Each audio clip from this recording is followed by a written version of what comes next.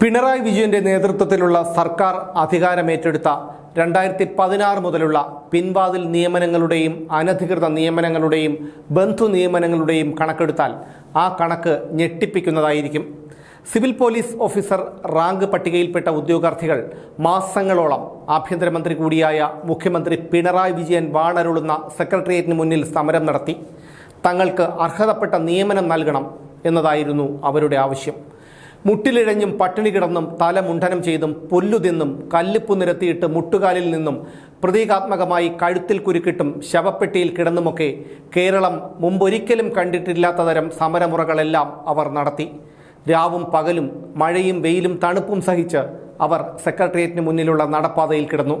പക്ഷേ പിണറായി വിജയൻ എന്ന മനുഷ്യത്വമില്ലാത്ത മനുഷ്യൻ്റെ മനസ്സലിഞ്ഞില്ല.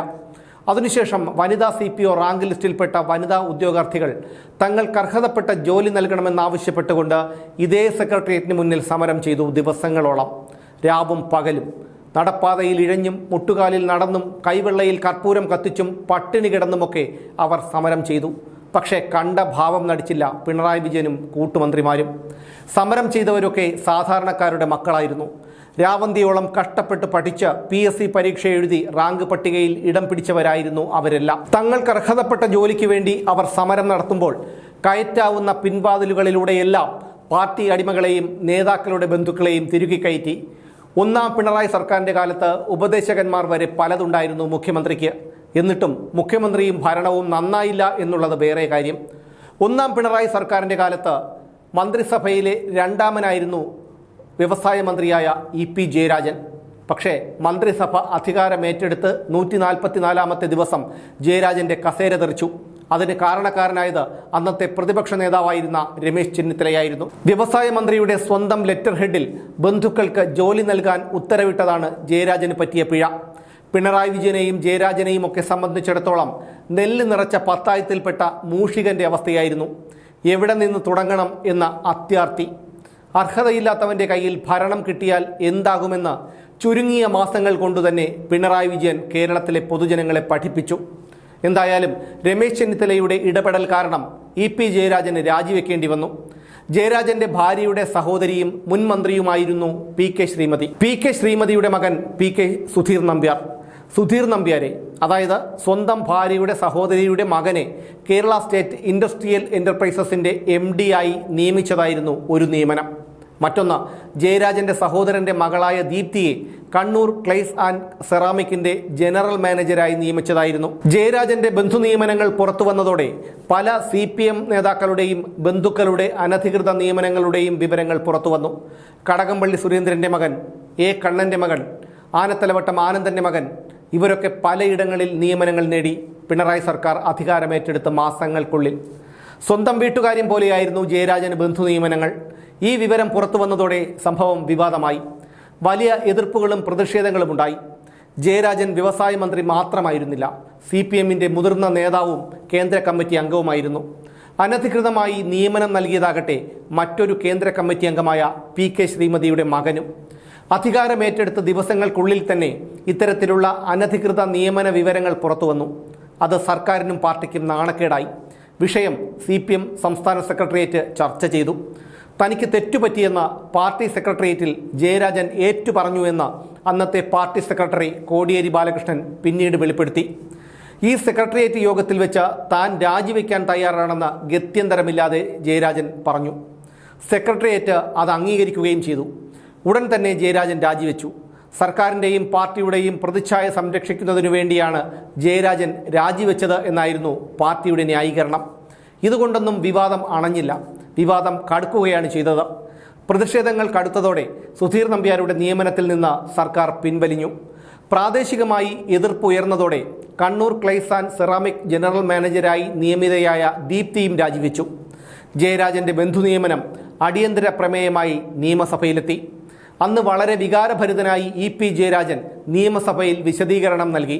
അത് ഇങ്ങനെയായിരുന്നു: കേരളത്തിലെ വ്യവസായ രംഗത്തെ തകർക്കുന്ന മാഫിയകളിൽ നിന്ന് വ്യവസായത്തെ രക്ഷിക്കാനാണ് ഞാൻ ശ്രമിച്ചത്.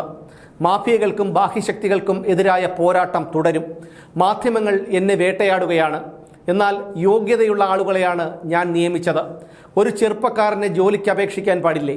നിങ്ങളുടെ സഹോദരന് ജോലിക്ക് അപേക്ഷ കൊടുക്കാൻ അവകാശമില്ലേ? കൊടുത്തിട്ടില്ലേ? വാങ്ങിയിട്ടില്ലേ? നിയമപരമായി വിജിലൻസ് ക്ലിയറൻസ് കിട്ടിയതിനു ശേഷമാണ് നിയമനം നടത്തിയത്. സംശുദ്ധമായ ഭരണത്തെ കളങ്കപ്പെടുത്താനുള്ള വിവാദമാണ് നടക്കുന്നത്. അതുകൊണ്ടാണ് ഞാൻ രാജിവെച്ചത്. ഇത് വളരെ വികാരഭരിതനായി നിയമസഭയിൽ EP ജയരാജൻ പറഞ്ഞ വിശദീകരണത്തിൻ്റെ രത്നച്ചുരുക്കം മാത്രമാണ്. ഒരു സുദീർഘമായ വിശദീകരണമായിരുന്നു അദ്ദേഹം നിയമസഭയിൽ നടത്തിയത്. ജയരാജൻ്റെ വിശദീകരണത്തിനു ശേഷം സംസാരിച്ചത് പ്രതിപക്ഷ നേതാവായിരുന്ന രമേശ് ചെന്നിത്തലയായിരുന്നു. അദ്ദേഹം സർക്കാരിനെയും ജയരാജനെയും രൂക്ഷമായി വിമർശിച്ചു. തുടരെ ചോദ്യങ്ങൾ ഉയർത്തി സർക്കാരിനെ പ്രതിരോധത്തിലാക്കി.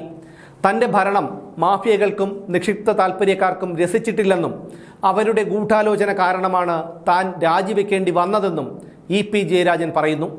അപ്പോൾ ആരാണ് മാഫിയ? ആരാണ് നിക്ഷിപ്ത താൽപ്പര്യക്കാർ? ഇവിടെ ജയരാജൻ രാജിവെക്കണമെന്ന് തീരുമാനമെടുത്തത് മുഖ്യമന്ത്രിയും പാർട്ടി സംസ്ഥാന സെക്രട്ടറിയും സെക്രട്ടേറിയറ്റുമാണ്. അപ്പോൾ മാഫിയ എന്ന് പറയുന്നത് ഇവരിൽ ആരെങ്കിലുമാണോ? ധാർമ്മികത ഉയർത്തിപ്പിടിക്കാനാണ് രാജിയെന്ന CPM സംസ്ഥാന സെക്രട്ടറി പറയുന്നുണ്ട്. എവിടെയാണ് ധാർമ്മികത? കള്ളം കൈയോടെ പിടിക്കപ്പെട്ടതാണോ ധാർമ്മികത? അഴിമതിയും സ്വജന പക്ഷപാതവും കൈയോടെ പിടിക്കപ്പെട്ടതാണോ ധാർമ്മികത? ഇതിനുശേഷം രമേശ് ചെന്നിത്തല നടത്തിയത് നാടകീയമായ മറ്റൊരു നീക്കമായിരുന്നു. ബന്ധു നിയമനത്തിൽ EP ജയരാജന് മാത്രമല്ല മുഖ്യമന്ത്രിക്കും പങ്കുണ്ടെന്ന് തെളിയിക്കുന്ന EP ജയരാജൻ എഴുതിയ 4 കത്തുകൾ രമേശ് ചെന്നിത്തല നിയമസഭയിൽ ഉയർത്തിക്കാട്ടി. കിൻഫ്ര പാർക്കിൽ മാനേജിംഗ് ഡയറക്ടറായി സൂരജ് രവീന്ദ്രനെ നിയമിക്കാനുള്ള കത്തായിരുന്നു അതിൽ ആദ്യത്തേത്. ആരാണ് സൂരജ് രവീന്ദ്രൻ? മുഖ്യമന്ത്രി EK നായനാരുടെ കൊച്ചുമകൻ.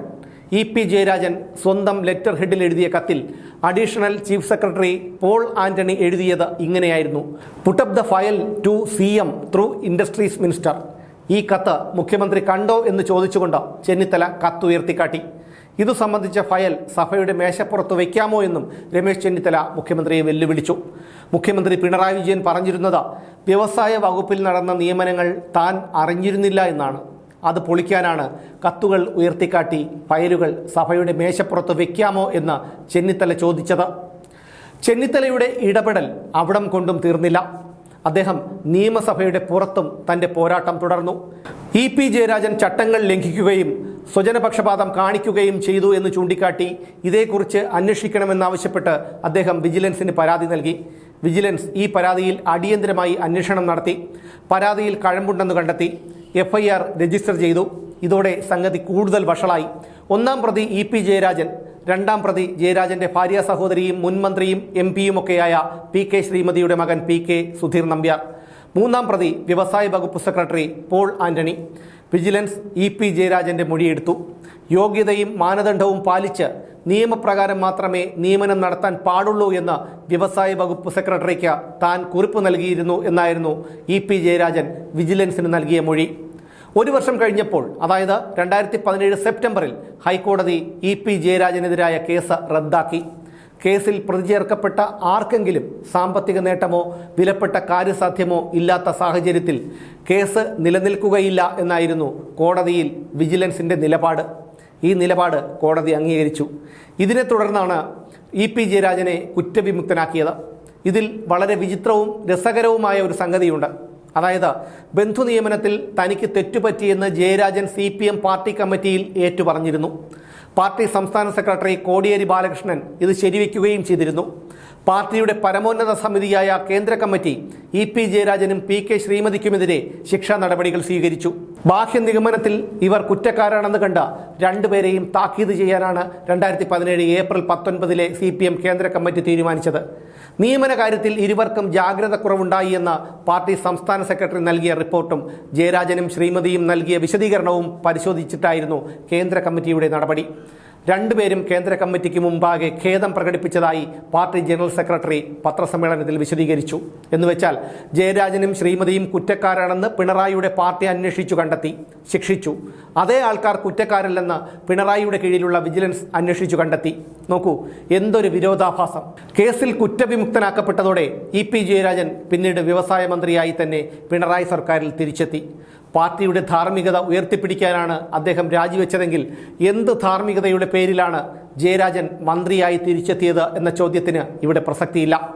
ഇനി വിജിലൻസ് അന്വേഷണത്തിൽ കുറ്റക്കാരനല്ല എന്ന് കണ്ടെത്തിയത് കൊണ്ടാണ് മന്ത്രിയായി തിരിച്ചെത്തിയത് എന്ന ന്യായം പറയുകയാണെങ്കിൽ കുറ്റക്കാരനാണെന്ന് പാർട്ടി കണ്ടെത്തിയത് എന്ത് കാരണം കൊണ്ടാണെന്ന് വിശദീകരിക്കേണ്ടി വരും. പക്ഷേ കമ്മ്യൂണിസ്റ്റുകാരുടെ കാര്യത്തിൽ ഈ ചോദ്യങ്ങൾക്കും സംശയങ്ങൾക്കും ഒന്നും പ്രസക്തിയില്ല. കാരണം സാധാരണ മനുഷ്യർ ചിന്തിക്കുന്നത് പോലെയല്ല അവർ ചിന്തിക്കുന്നതും പ്രവർത്തിക്കുന്നതും. അവരുടെ ചിന്തകളും പ്രവൃത്തികളും സാധാരണക്കാരനായ ഒരു മനുഷ്യൻ്റെ യുക്തിക്ക് നിരക്കുന്നതുമല്ല. ഗോപാലൻ എൻ്റെ അമ്മാവനാണ് എന്ന് ഒറ്റ വാക്കിൽ പറഞ്ഞാൽ മതി. പക്ഷേ കേൾക്കുന്നവരെ ഭ്രാന്ത് പിടിപ്പിക്കുന്നതായിരിക്കും ഇവരുടെ ഉത്തരം. അതുകൊണ്ട് തന്നെ ഒരു കമ്മ്യൂണിസ്റ്റുകാരൻ്റെയും ഒരു സാധാരണ മനുഷ്യൻ്റെയും ചിന്തകളും പ്രവൃത്തികളും തമ്മിൽ ഒരിക്കലും താരതമ്യപ്പെടുത്താൻ കഴിയില്ല. യഥാർത്ഥത്തിൽ പിണറായി സർക്കാർ അധികാരത്തിൽ വന്നതിനു ശേഷം രമേശ് ചെന്നിത്തല തുടങ്ങിവെച്ചത് EP ജയരാജൻ്റെ ഈ ബന്ധു നിയമനങ്ങളായിരുന്നു. ആ പോരാട്ടം അദ്ദേഹം പിന്നീടും തുടർന്നു. മൊബിലിറ്റി, AI ക്യാമറ, പമ്പ മണൽക്കടത്ത്, സ്പ്രിംഗ്ലർ, ബ്രൂവറി, ഡിസ്റ്റിലറി ഇടപാട്, അങ്ങനെ പോകുന്നു ആ പോരാട്ടങ്ങൾ. ആ പോരാട്ടം രമേശ് ചെന്നിത്തല ഇന്നും തുടർന്നുകൊണ്ടേയിരിക്കുന്നു.